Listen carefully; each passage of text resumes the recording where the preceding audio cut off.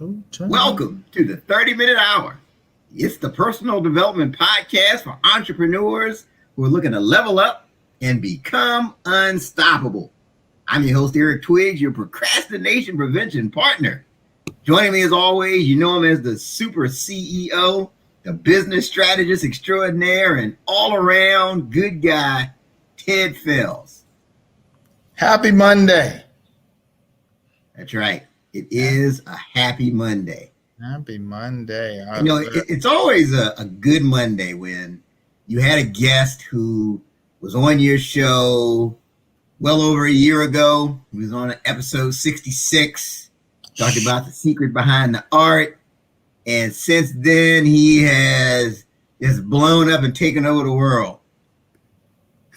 Just blown up. We have to keep up with his YouTube count because, like, right now, as we're talking, like 1,000 people are subscribing to his YouTube channel. As we speak. Right.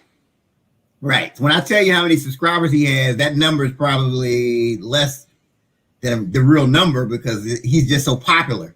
And it's really an honor to have him on here. But I tell you what, he's going to help you with this whole thing of the art of the communication. And as an entrepreneur, I mean, that can be a huge difference maker. Being able to effectively communicate and being able to sell your ideas and being able to speak in front of groups. So I'm excited about getting into that. But truly, this is not your everyday podcast. No. We do things a little differently around here. That's right. We do things a little different. You know, you can certainly watch us on Facebook and LinkedIn and YouTube. And then later you can listen to this episode on Apple Podcasts and Spotify and all those places that you like to listen to your podcast. But don't just listen and don't just watch. Don't forget to share the show. Share the show. That's right. Share the show. That's right. Yeah, you can't keep good content to yourself. Mm-hmm. Yeah. It's our goal. We want you to laugh, learn, and ultimately level up. If you feel like we've accomplished that for you, please make sure that you share this episode. Somebody that can use the message. And if you don't feel like we accomplished it, please share the show anyway. Come back next week. Give us another try. We're going to get it figured out. Give us another try, but share it anyway. That's right. Share it anyway. Give us a second chance. That's right. And don't forget about the What Now movement. Today is Marketing Monday. So make sure you go in there and leave the link to your business or your venture. That way we can share and we can support. So Ted. Yes, Eric. I've got something that's on my mind. Please share, Eric. So I want to talk to you about how to bomb your next presentation. Okay. That's right. We have a communications expert on with us. So I want to talk about how to bomb your next presentation. There you go. So Michael Jordan is somebody who didn't bomb when he was on the basketball court, right? We could all agree on that. He didn't bomb too many times on the basketball court. And I saw this television interview, and he was asked what his secret was that allowed him to consistently thrive under pressure. And he led his team to these come from behind victories. He never bombed. He was in a pressure situation. He always came through and led his team to a come from behind victory. So he told a story about his rookie year when his coach would divide the team and they would scrimmage against each other. So whenever Jordan's squad would jump out to a big lead, he would immediately stop the session and switch him to the losing team. And he had to fight this uphill battle of leading his new squad to a come from behind victory in practice to win the game. Wow. So then what happened when when the Bulls were losing during the actual games, Jordan was prepared because of all of those practice sessions. So here's the takeaway. This can keep you, believe it or not, from bombing on your next presentation if you keep this in mind. If you remember what I'm about to say. Now, Brenden, this is so important. We need people's undivided attention for what I'm about to say. Many of you're driving and you're listening while you're driving. This is the time you just need to pull over to the side of the road. I know you like to, when you're working out in the gym, on the treadmill, you listen to us. This is where you need to press pause on the treadmill. Ted, is there anything else the people need to do? You know, Brenden, put the ham sandwich down. This is when you put the ham sandwich down, it's about to get good. That's right. Put that ham sandwich down. So again, this takeaway, if you remember this, it can help you to avoid bombing on your next presentation. And here it is. Under pressure, you don't rise to the occasion. You fall to your level of training. Something to keep in mind. And this actually came from the Navy SEALs. That's something they say all the time. That under pressure, you don't rise to the occasion. You fall down to your level of training. And presenting to a group, that's a pressure-packed situation. You know, if you're underprepared, that's a surefire recipe to bomb. And take it from someone who has bombed a presentation before. Trust me. I've done it. So you can save yourself a lot of pain. The good news is that our guest today, he's on a mission to help you with your preparation so that you can master the art of communication. That's right. So, you know, some people, you just call them by their first name because they're just on that level, right? Yeah, you got Prince, Kobe, LeBron. And that's our guest today. He's just on that first name level. The reason we'll call him by his first name today. That's how we're going to do this. Now, he's the founder of MasterTalk, and he coaches ambitious executives and entrepreneurs to become the top 1% communicators in their industry. He also has a popular YouTube channel that has close to 17,000 subscribers. Again, as far as we know, it's probably 20,000, but 17,000 when I last checked. Again, the YouTube channel is called MasterTalk, and he has the goal of providing free access to communication tools for everyone in the world. Please join me in welcoming to the 30-minute hour podcast, Brenden. What's happening, Brenden? What's happening, you two? Clearly, both of you are much more famous than I am, but I'm honored to be back on the show, so thanks for having me. Welcome. No, I mean, the last time you were on, I mean, that was one of our highly and heavily downloaded episodes. I know you came back and you did a great thing in the What Now movement group. So, I mean, it was just fantastic. So it's truly an honor. And everybody needs to just go back and listen to that episode number 66 just to catch yourself up. Because this is part 2 of that awesome conversation. So let's roll back the clock. Let's give people some perspective here. So when was it that you were first inspired to choose public speaking as your area of focus? Yeah, for sure. You too. So how it started, as you all know very well, is when I was in university, I used to do these things called case competitions. Think of it like professional sports, but for nerds. While other guys my age are playing rugby or basketball or baseball or something else that was probably too dangerous for me, I spent most of my time doing presentations competitively. And it was through that experience that I actually learned not just how to speak, but accidentally teach other people how to speak. Because as new students were entering the program, we didn't really have a communication coach, and I definitely wasn't one of them. I kind of just self-anointed myself. So, well, nobody's helping these students. I might as well do it myself. But the goal was never to make it a business or to be in entrepreneurship or to start a YouTube channel. The goal was just to get a job at a Fortune 500 company. So I was training these students. I landed a great job at IBM. I worked for a few years there. But I had the idea for MasterTalk because I realized, Eric and Ted, that all of the information that I was sharing to these students wasn't available for free. And that's what led to the YouTube channel, then a few years later, a business. So were you just always a natural at it? Like, were you in preschool, you know, speaking to the other preschoolers? Come on, circle in. Come in. Come in. Come in. Put those blocks down. Come in. I would just tell all of them to raise their hand sandwich, or for the vegetarians in the room who are in preschool, I told them to raise their salads. The truth is, you two, I don't know if I said this last time, but I was actually a horrible speaker growing up.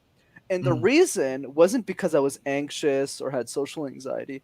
It was because in the city I grew up in, which is Montreal, for those who don't know, you need to know how to speak French as a language to do well in the city. So I actually studied my whole life in French. But at the time when I was 5 years old, it didn't really sit well with me because I didn't know the language.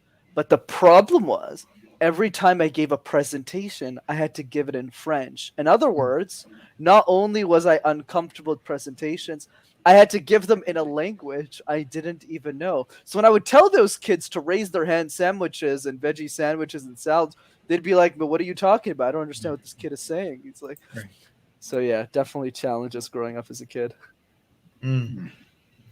So I know you spoke in the speech competitions.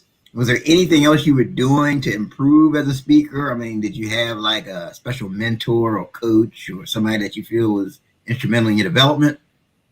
So there's definitely a lot of mentors and coaches I look up to today. At the time, though, if I had to pick one coach, besides the people who are directly working with me in case competitions, Scott Harrison, the CEO of Charity Water, was an early inspiration for me about not really the communication side, but how he used communication to make a big shift in the world. Like, there's a great quote in his book, Thirst, that I'll always remember for the rest of my life. And the quote is, "The goal is not to live forever, but rather create something that will." And when I read that quote, I said, what is that one thing that I want to create that lasts forever? And that's what led me to use communication and make it more for society rather than just doing well at a job. The goal isn't to live forever, it's to create something that will. Yeah, I got a little better on podcast interviews since last year. I know you're probably Yeah, Brenden has stepped his game up. I'm listening to him. I'm listening. Man, I tell you. So, how can becoming a great communicator improve an entrepreneur's business? Well, let's talk about it. I want people to really buy into this idea. Can you share some light on that? Absolutely. Here's a simple way to do it, you two. In entrepreneurship, you are pitching every moment of every day for as long as your business is alive. What do I mean by that? It means pitching isn't necessarily where you explain your business, you explain who you are on a stage. That's what most of us think when we think of, presentations. Entrepreneurship, I'm pitching. No. Every interaction you have is communication. When you're enrolling an employee to join your company and say, hey, you got to work here. When you're investing, when you're presenting your product or service to investors to raise money, when you're trying to get a customer to buy your product on a one-on-one sales call, every interaction you have in your business, from the moment you start pitching your service to the way that you develop leaders within your organization to be exceptional communicators so they can do what you do in the business as you scale, everything is communication. So communication, especially from an entrepreneurship lens, is essential to your success, especially as your business scales, because the more money you make, the more you need to delegate. And the more you need to delegate, the more you need to communicate how to delegate that thing. But if you're not great at communication, it's going to be much harder for you to move those pieces in the right order so you can scale really quickly. No, that's a great point you just made. It's easy to think that it's just about going to a conference or communicating at changing commerce. But you're saying it's even meeting with your employees, selling them while we're making certain change, right? Could you repeat that again, Eric? You sounded a bit like an alien there. Yeah, that's what I was wondering. I was like, is it just me? it sounds a little distorted. It's kind of doing this Darth Vader kind of thing. I was like, is this Nirvana? I didn't want to say anything. Everybody else was like shaking their head. I'm like, okay, is it me? Like, is something going on? Yeah. Now, hopefully, can you hear me here now? No, it's very distorted. Distorted, really. Brenden, do I sound okay? You're good. You're good, Ted. And you sound great as well. So we know what that means. Everybody sounds great to me. Yeah. All right. Yeah, something's going on. Eric sounds like the Force from Star Wars or something. Everybody find me now? No. He sounds like Darth Vader, like Slayer. Get this figured out. He said Ted asked questions while Eric figures it out. So Ted, Ask over questions. to, All right. or we can just talk about ham sandwiches. Right, yeah, right. Because I do it a little different. So Eric, Eric is usually prepared for this stuff and organized. So I just kind of shoot from the hip. So Brenden, what you been doing lately, man? What's been going on? Yeah, man. I would say for me, man, the last year has been an interesting one. And it's something a lot of entrepreneurs and people in the audience can relate to as well, which is I quit my corporate job, which is not something that I did last year when you had me on last time. And it was a really difficult decision for me to make. But I think, the advice I would give on that, and I'd love to hear as well what's happening in your world as well, Ted, is look, I don't recommend most people just quit their jobs willy-nilly. A lot of people say burn the bridges. You just burn all the bridges, take all the ships, throw them to the port, throw like a fire bomb and watch it all blow up in your face. That's not my style. The way I think about it, I actually had a lot of preparation done. 3 things in particular before I quit my corporate job. I had 18 months in savings, not 18 days, 18 months. So it was like impossible to fail. The second thing, I had already replaced 50, 60, 70% of my income. And the third piece is I had a clear, defined strategy on how to replace the rest in the next 6 months, which I'm implementing right now. And I'm about to get that done for us. We're closing next month, and I'll be done, and I'll have replaced the whole thing. So notice how in these three ideas, yeah, sure, entrepreneurship is risky, entrepreneurship is hard, but I made it completely risk-free. So we don't have to make the big jump. We don't have to make those hard decisions. All we have to do is say, okay, wait a second. How do I optimize my life in a way that it becomes impossible for me to lose? That's also perspective that I don't think a lot of people talk about. It's an idea I call side hustle comfortably. No, that makes a lot of sense. So basically you're saying, you just need to be prepared, right? You need to make sure that you can continue to be able to pay your bills, live, eat a sandwich here and there, maintain the close to your current lifestyle as you can when you make that transition. Hopefully, can you guys hear me? That's perfect. We can because I didn't have another question, Eric. So I'm glad you came in the way that you did. I was gonna probably ask Brenden to sing a song or something. So Amazing. Let's go. So now one of the things I always say to people is that you have to know the difference between prudence and procrastination, right? So prudence is making sure you've got your ducks in a row. Make sure you've done your research. It's like you said, Brenden, making sure you've got the right savings. So just because you don't jump into a situation doesn't necessarily mean you're procrastinating. You're doing your due diligence. But you were taking steps along the way that whole time, though. That's the key. You were moving forward. Oh yeah, I love the way you put it. Go ahead, Ted. Jump in. But you probably also knew that, where you were, if you were able to free yourself up, like you knew that you could, what you'd be able to do. And so you just had to get to that place where you could actually do it. So that the job was kind of holding you back a bit. Oh yeah, there's definitely that part too, Ted. I think the key, everyone's different, but I would say for me, I loved my job. Most people when they quit, they always have a story like, Ted, Eric, life was a disaster. I was crying in my office at midnight. I didn't know if I could get out of this situation. My boss hates me. My boss's boss sort of likes me, but doesn't really. My life is a sham. And then they go, when I quit, I took all my books and I threw it at Jim and I walked out.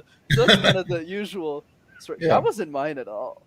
Mine was I really wanted to work there. I had an amazing run at IBM. I worked there almost 3 years. I gave a 6-week notice when I left, and they became a customer, thankfully for me, which worked out as good, right? Don't make enemies, make friends. But the other piece is, my intention was never to quit the gig. I think what happened, which to your point, Ted, ended up coming to fruition is, and Eric's point is, well, as I was making each step forward, I realized that it just didn't make financial sense, but more importantly, impact sense to stay in the corporate job. It wasn't that the corporate job was bad. I was getting paid really good money. It was more just the hour I'm spending in a meeting, I could be on a podcast and impact the hundreds of thousands of lives that are now watching this show.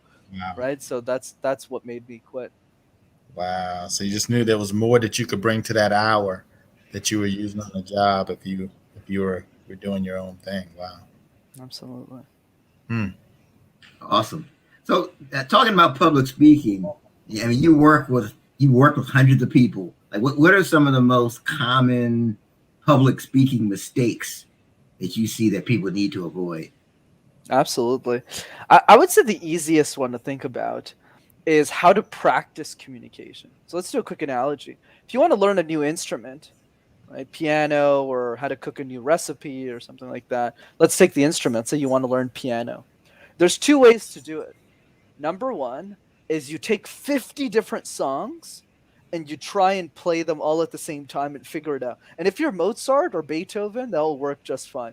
But if you're Brenden or anyone else for that matter, it probably won't work out well. But the second option is do the same song 50 times.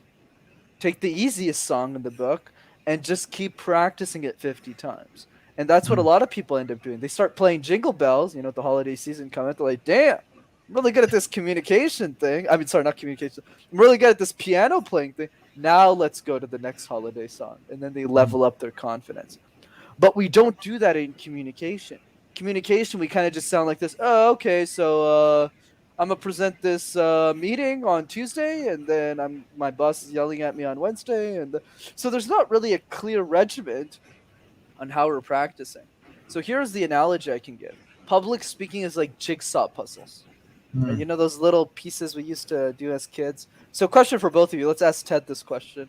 Let's say you were working on a puzzle yourself. It's not meant to be a hard question, right? Puzzles. I'm sure. I'm sure it's going to be hard. I can kind of. No, it's really easy, man. The question is simply, if you're working on the puzzle, which pieces would you start with first and why? Which pieces would I start with? That's a hard question, Brenden. Oh, is it? Do you want me to throw it to Eric? Don't throw it over here. Eric doesn't know if I can look at Eric and Eric's like, man, I'm glad you picked Ted for that. Which pieces? So I guess all the pieces are kind of about the same size usually in a crossword puzzle, right? So it's like, okay, I mean, I don't know, maybe if you can find some end pieces or something, I guess. I don't know. Yeah, exactly. And what's making you say the end pieces, like the corners, right? Right. And the reason you're correct, so you got the right answer, not a hard question. I was going to say that, by the way. Go ahead. Of course, it's obvious. I mean, it's like a telepathy. That's another piece we'll communicate in another episode. How do you read your audience's mindset? We can cover that. But the idea is, you're absolutely right, Ted and Eric, is the pieces are easy to find because they have an edge to it. So it's a lot easier to find the corners and then work your way into the middle. But we don't do that in communication, guys. Because in communication, we just shove a bunch of content. We get to the presentation, we ramble throughout the whole thing, and the last slide sounds something like this. Thanks. But it's easy to fix. Practice your communication skills like a jigsaw puzzle. Start with the edges first. Practice your introduction 50 times. In the same way Eric has just practiced his intro for this podcast 144 times. That's why it sounds really good, right? Same thing with the conclusion. What's a great movie with the terrible ending? Last time I checked, terrible movie, right? Same thing for the conclusion. Do that 50 times and then tackle the middle. Yeah, so, Brenden, great point. That's an awesome way to look at it. I never thought about it from a jigsaw puzzle perspective, though. But don't you think, for me, part of the problem is most people aren't getting true feedback, right? Let's say you do a presentation and it's monotone and it's somebody's telling you, oh, hey, good job, Brenden. Oh, yeah, okay, good. So you're thinking that, hey, I'm doing okay. Can you talk to that piece, the value of getting honest feedback? Oh yeah, I mean honesty is definitely the key in everything. But I always like to start the conversation with the obvious things in the room. Even without feedback, you guys, if somebody just does puzzle, I can guarantee without feedback they'll be better relative to where they started. And I'll explain why. Even without feedback. The reason is because when somebody's practicing, they get really depressed really fast. Because let's say it's a 30-minute presentation, they're presenting 30 minutes, top to bottom. Okay, I'm really tired. And then top to bottom again. Really tired. It's kind of like if you do multiple podcasts in a day. The first one, like this one, let's say, woohoo! And then the third one, you're like, oh geez, okay. And then it's getting really tiring. Whereas with this methodology, you're actually not presenting all 30 minutes. You're just presenting the first 2 minutes. And you're presenting those first 2 minutes over and over again. So in that same hour of practice, you're practicing just the intro 30 times. But you see a massive difference. You go, whoa, my intro is like amazing. I got this. I'm like the best speaker on the planet. And then after the momentum builds. But to your point, Eric, of course, feedback is so important. So beyond the basic principle, one way of doing this without a speech coach, let's say you can't afford one easy way to do this is you make a video of yourself present, or like this kind of podcast, and you just send the video, right? Share the episode, everyone, promote it. You send it to like 5-10 other people, and then you ask them for feedback. And then that's an easy way to do it at scale. No, that's great. That's a great way to look at that. So 2019, you started the YouTube channel, Master Your Talk. Yep. And you're up to the exact number I have is 16,900 subscribers. So why do you think it's growing so fast? Well, actually, Eric, the number is, no, I'm kidding. I'm just messing with right. Get his number. I'm just kidding, you too. So here's the nutshell. This is my piece of feedback for YouTube. For anyone who wants to do a YouTube channel, I'll tell you the secret that will get you to 100,000 subscribers as long as you're good in very soon. And the strategy is post once a week, make it gold, don't miss a week, and do it for 10 years. That's the secret. If you post one super high quality video that's very thorough, well thought out every single week for 10 years without missing a week, I can pretty much guarantee you'll get 100,000 subscribers. But the problem is most people aren't willing to go that long. Most people aren't willing to do 144 episodes of a podcast. Most people aren't willing to do 100. I think I'm at 120 videos right now on my YouTube channel. Most people aren't willing to go that far, especially in my niche, by the way, communication.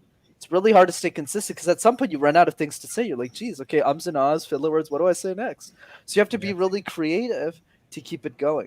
So that's really the secret, YouTube. So let me give you the stats. Maybe that'll help people. So the first year, I think I got like 1,500 subscribers. But let me be very specific about where those 1,500 subscribers came from. They came from 2,000 people. Brenden was DM. Oh, Ted, could you please subscribe to the YouTube channel? Oh, Eric, please. I will buy you a ham sandwich. I'm not sure if you're vegetarian, but I will switch up. Whatever you need. Can I give you a back massage, even if I'm not great at it? We'll figure it out. Just subscribe. I'll take the ham sandwich. I'm gonna pass on that. You, my friend, have made a very wise decision because trust me, when I was at the Tony Robbins seminar the other day, let's just say people didn't like my back massages too much, but it's fine. Side note, but here's the point I want to drive is YouTube ain't gonna help you get 1,000 subscribers. Okay, and let me explain why. The reason is because YouTube is not incentivized to help you. Okay, let's make sense of this. At 1,000 subscribers, you can put ads on your YouTube channel, and Google, who owns YouTube, takes 45% of all that revenue. But if you can't monetize your channel, why would Google push up your videos? If Ted's got the best video in town, but he's not monetized, I ain't gonna push up Ted's content, despite how good it is. So your first 1,000 on YouTube is really a grind. You have to go out there and hustle your way to 1,000. I don't know any other way to do this, especially in today's day and age. So that's year one. Year one, I'm in my mom's basement. I literally started YouTube like MasterTalk right over there on my couch. No views. Like only views I was getting was just me sharing it. Hey Eric, can you check out the YouTube channel? Hey Ted. Year two, that's when I went professional. I started producing content, spending like I have a 5-figure production budget now. Like I'm spending a lot of money on my YouTube channel.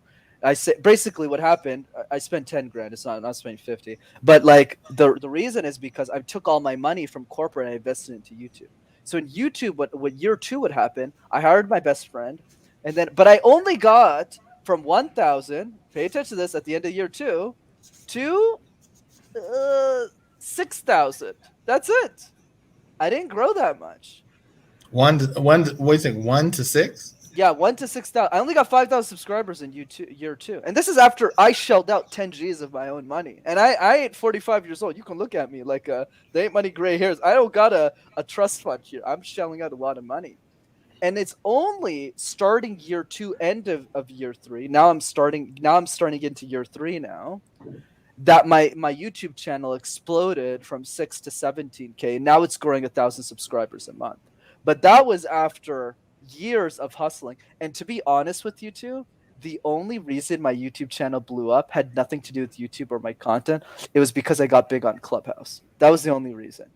I got on Clubhouse early and I blew it up. So the only real way to scale a YouTube channel in this day and age is from other social medias. Go on podcasts, get on TikTok, get on like LinkedIn, and use that to funnel your YouTube. But having said that, what I will say is I still believe, and I have a very strong opinion about this, that content creators who want to win, regardless of whether YouTube has their YouTube channel has 1,000 subscribers or 100,000, they should have a strong established brand on YouTube. Why? For the simple reason that your content lives forever. This content lives forever. Let's think about this, guys. Let's play this out because I don't think a lot of people talk about this enough. So I might as well add some unique value here. Let's just count on our fingers. How many people in the blog space do you know that are famous? Like just off the top of your head. Right? It's like Seth Godin. Tim Ferriss. Tim Ferriss. Right? So it's hard. You can't even pick 10. Let's do the same exercise now. Don't worry, it's a quick exercise. Let's do it with podcasting. How many famous podcasters can we count? Pat Flynn. Joe Rogan. Lewis Howe. Tim Ferriss. Maybe Aubrey Marcus. So even these 5 names, a lot of people are listening to are probably who are 2 or 3 of these people. But if I said name YouTubers, the list would never end. Mm-hmm. Right? There's thousands of people. So just looking at the net numbers, at the end of the day, if your YouTube channel has just 10,000 subscribers, not a million, just 10,000, you're immediately labeled as famous. Right? Mm-hmm. Whereas if you have 100,000 on TikTok, I know people with millions on TikTok that they aren't making a single dime. Nobody knows who they are. But if you have 10,000 on YouTube, everyone's like, oh my God, you're famous because it's a part of our culture. So if you're someone who wants to be a thought leader, I recommend YouTube for 3 reasons, even if you won't grow a lot for the first couple of years. Number 1 is instant credibility. Somebody Googles you, whether you have 5,000 subs, 50,000, doesn't matter. They can watch your YouTube videos and gain access to you and credibility. Number 2 is your content lives forever. My highest performing video is what's driving the 1,000 subscribers a month. It's not my new videos. My last video got 200 views on my YouTube channel. It's my most popular one that's pushing my YouTube channel into the algorithm, man. That's the second reason, is your content lives forever. There's no other platform where that is true besides maybe blogs and podcasts, but even then it's hard. Not a lot of people go back to past episodes. And the third reason is because YouTube is the only platform that will maximize your odds in being famous at scale. And fame is important because fame will allow you to then drive more assets to your business. Because when I get to the 100,000 mark, guys, on YouTube, I'll be in the top 10, the biggest communication channels on the platform, if not top 25 worst case, which is massive. Awesome. So you recommend everybody have a strategy that involves growing the YouTube channel? Absolutely, or just simply to keep it simple for people, because I know it's a full-time job just on its own to run a YouTube channel. Is just ask yourself, what are the top 5 questions that the people in your life ask you about? Whether it's so, let's say we take Ted, business strategist extraordinaire. What are the top 5 questions that our dear expert has for him? What are people asking Ted? And if Ted just makes a high-quality video that's super well produced, answering each of these 5 questions, he can use that to get a lot of clients. So when people reach out to me on LinkedIn, the reason I always win the sale is because my other speech coach competitors don't have YouTube channels. So people DM me on LinkedIn and I go, "What's your biggest challenge?" I'm not even selling them anything. "What's your biggest challenge?" They go, "Oh, I have trouble with my filler words." Boom, here's a YouTube video, fully produced. The answer's right there. They watch the whole thing. They go, "How much do you charge?" Dude, closed. That's powerful. That's powerful. So, see, we're talking about you talking about the YouTube channel. Hold on, Brenden. One more time. Give me that. Yeah, you gotta do that again. You gotta do that one more time. This. Yeah. This is victory when Ted buys me a ham sandwich. I go That's crazy. it. That's it. That's victory. That's victory.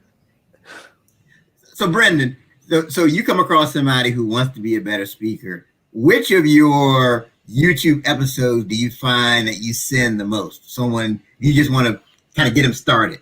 What's the one video that you send the most on your channel? Great question, man. I would say for sure it's my most popular one, which is 3 daily public speaking exercises. I think what I realized along the space when I got in is the number one complaint around communication, besides fear and anxiety around it, is, Brenden, I don't have anyone to practice with. I don't have time to go to Toastmasters. It's like a 2-hour meeting. What's something I can do for 5-10 minutes a day without anybody to get the ball rolling? And that's what that video allows you to do. Great. And then you also mentioned fear, which is it's right up there with death. As far as the thing that people fear the most. So what are some strategies that people can implement to overcome the fear of public speaking? Absolutely.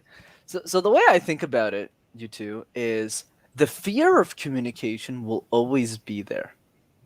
It will always be there. Even for someone like me, I get scared sometimes when I give speeches. It's just a lot less than I used to, but it's still there. And anyone who tells you the fear is not there at all, is probably lying or is a bit psychopath kind of deal. They haven't had enough ham sandwiches in their lifetime to understand the fear. But anyways, the point I want to drive is, let's take an analogy. So let's say we take like a boxing match. So one side of the ring is your fear, the anxiety around communication, the stress, the fear. And the other side of the ring is the message. Why are we delivering the message? Why is it important to people? How is it helping other people? So the goal is not for the fear to leave the ring. The goal is to make sure that every time your message and your fear get into a boxing match, that your message gets the knockout punch every single time. That's the goal with removing the fear of communication. Is not removing the fear, but making sure that the message outweighs the fear. So that way the message knocks out the fear every time. Take me as an example. Don't you find it odd that I started coaching C-suite executives when I was 22 years old? Of course, that sounds cool on paper, but I'll be honest, I was super insecure about it. I was working with people, and I still do, who have been working in their companies longer than I've been alive. So I had a lot of insecurity. I didn't want to post YouTube videos when I started in 2019. But here's the punchline. What made me post anyways, despite the fear? That's the question. And the answer to that was the 15-year-old girl who couldn't afford me. For the Sophias who are in high school, who are 15 years old, they can't afford the expensive speech coach. So what do? Well, they don't have any other resources. They have no one to relate to because most people on YouTube are double or triple my age. So they can't relate to anyone. So it's either Brenden posts the videos for the 15-year-old girl or nobody does. So when I was left with that outcome, I had to go, oh yeah, I'm scared. But that message, way more important than the fear. Wow. Now, I think people need to understand that it's something everybody deals with. You said you dealt with it. I never forget. I was on a program, and it was at this conference, and it was as a pastor. Now this pastor, she preaches to her congregation every Sunday, and we're backstage, and she says, "Eric, you know what? I am really nervous," and I'm shocked by that. I'm like, "You do this every Sunday," but it just shows you that this is something that everybody struggles with. But I do find also that the more you're prepared, the less you have to fear. Absolutely. Completely agree with you on that. I mean, I think there is always, and I hear this from a lot of people, there's still always that anxiety before. Like, I think any time that I've had to, speak in front of people, there's that feeling that you have, that anxiety feeling, like right before. I think some of it may just be like, I just got to get out there. Like that part of just like waiting, that waiting part, like, that you're at this point in the agenda. Yeah. But once you get up there and then, you always think, speak intelligently about what you know and what you don't know, try to stay away from. Right. So you usually can just kind of, flow from there. Just once you can get to that point to actually just start speaking, Absolutely. Absolutely. All right. So this past June, you started your company, right? Or you went full-time all in, MasterTalk. Talk about what's your mission and how do you achieve the mission for your company? Yeah, for sure, man. MasterTalk, it's funny since you all met me really early to the game. Back then there was some mission, but it wasn't detailed. I was still working on it. I was kind of building the ship as it was sailing, so to speak. And now what I would say is the mission is to become the modern day Dale Carnegie, right? Mm-hmm. I want to live in a world where every single human being is an exceptional communicator. Right? And I think what's interesting about Dale's work is all of his public speaking knowledge, his generosity, his value is stuck in books. And that's such a shame, because the best way to share communication is through a podcast. Is through hearing the speech coach actually talk through the ideas with his own speaking ability. But of course, podcasting and YouTube channels and being on video wasn't around when Dale Carnegie was alive. So for me, the mission is, I think the next Elon Musk is a 7-year-old girl who can't afford me. So my big mission in the world is, how do I make MasterTalk one of the leading public speaking YouTube channels in the world, so that the next Elon Musk that we don't know of, that we don't believe in because we don't know who it is, that we don't know who to bet on, that person will have access to me whether they can afford me or not. That's powerful. You said that 7-year-old may be the next Elon Musk. Wow. It took me some time to refine that. Give me another year and I'll refine it again. So Brenden, there's somebody that's watching this now, and they're looking at you, and they're saying, "Well, yeah, okay, it's easy for you. You're this outgoing, extroverted guy, but I'm an introvert. What about me? How do you? What tips do you have for that person who's more of an introverted personality?" Absolutely. I love that question because I always enjoy flipping it on its head. It's fascinating, Eric and Ted. Most of my clients, my most successful ones, actually, almost all of them, when I'm thinking about it, are introverts, not extroverts. But the problem is, a lot of the introverts don't realize why they're such exceptional speakers. I actually have a whole video just on this, but I'm happy to share those tips here. Is 3 things. Number 1, introverts are much better at pausing in silences than extroverts are. And I'm a hardcore extrovert, so I can speak on this. Whenever I'm talking, I always like to talk. I'm on this intro, and you're like, Jesus, Brenden, stop talking. I want to jump in. There's 2 of us, and there's 1 of you. Like, come on. Like, divide up the time. It's kind of like we had a ham sandwich, and instead of splitting it 3 ways, I kind of just went in. Just taking it all in. I'm kind of hungry. I need to gain a little weight. So that's how extroverts operate, whereas the introvert is spending more time on average in silence. So whenever I teach pausing in silences to an introvert, they pick it up in like a day. They go, "Oh, Brenda, I already knew that. Oh, it just applies to communication? Okay." So it's super simple. Whereas somebody like me, an extrovert, I have to go, "Hey, Brenden, shh, like chill, like pause." Because when I'm at a bar at an event, I always want to fill up the space. So, Ted, what happened to you this week? And we don't let the silence sit. That's one. Two is listening. Extroverts are horrible listeners. It took me years to get, even now I'm still working on it, to be honest. But relative to where I was before, I'm definitely a much better work in progress than I used to be. But for an introvert, listening is a joke. It's so easy because they're spending more time once again in silence, which means they're listening better, more effectively, and they can use that information to actually tailor their message better than any extrovert can. And the third advantage, this is actually an advantage not many people know about, so I'd pay attention to this one, is that introverts are a lot less polarizing as speakers than extroverts. What do I mean by that? Let's take Brene Brown and Gary Vaynerchuk as an example. So let's say Gary V. You either really love the guy, like me, I'm a huge Gary V fan, or you really don't. There's no in between for this guy. You either go, I'm Gary V's #1 fan, he's amazing, he does incredible work, or you go, I really hate this human being. But there's no in between, right?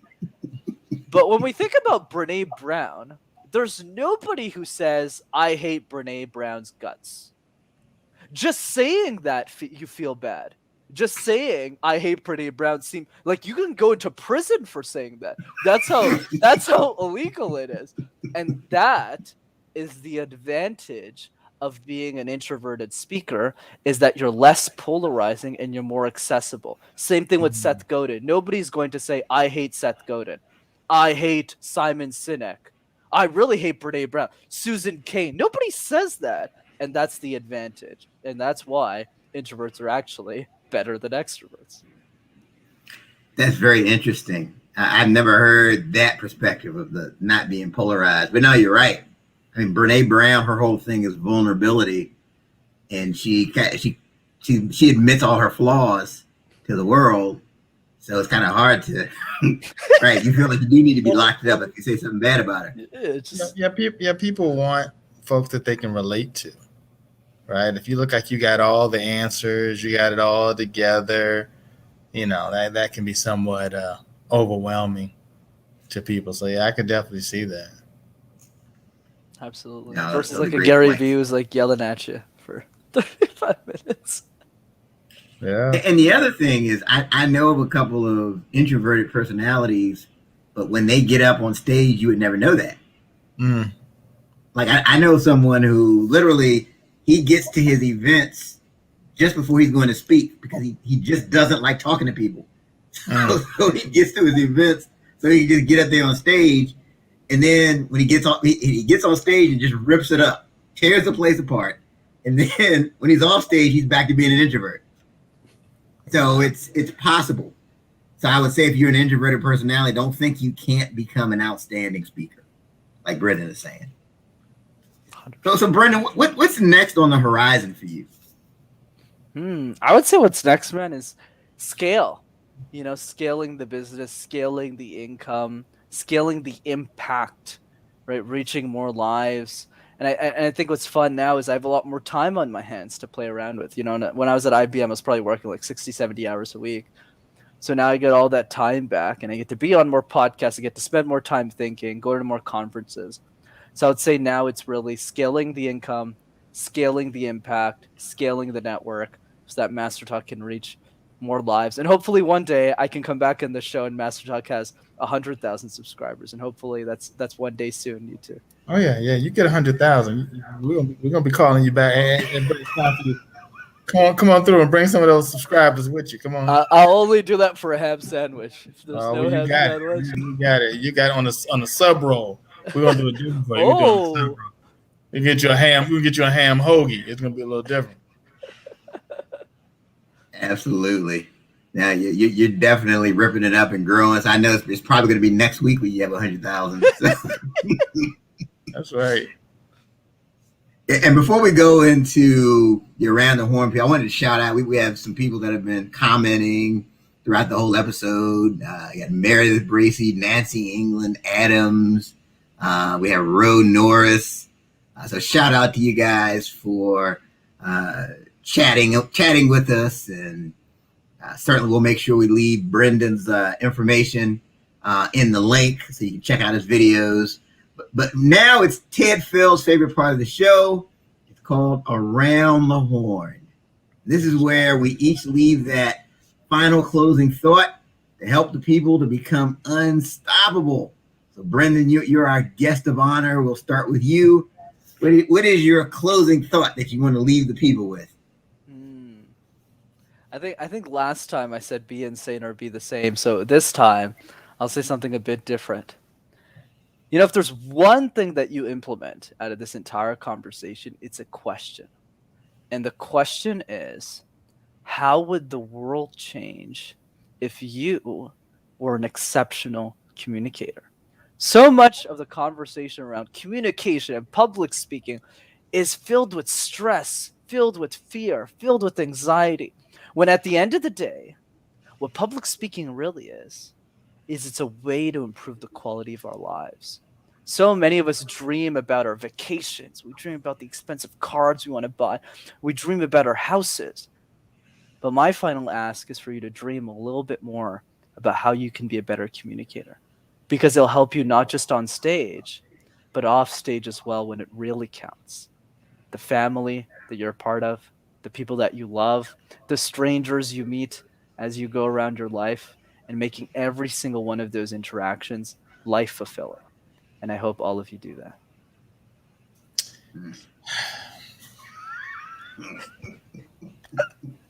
I went extra tough just for you, Ted.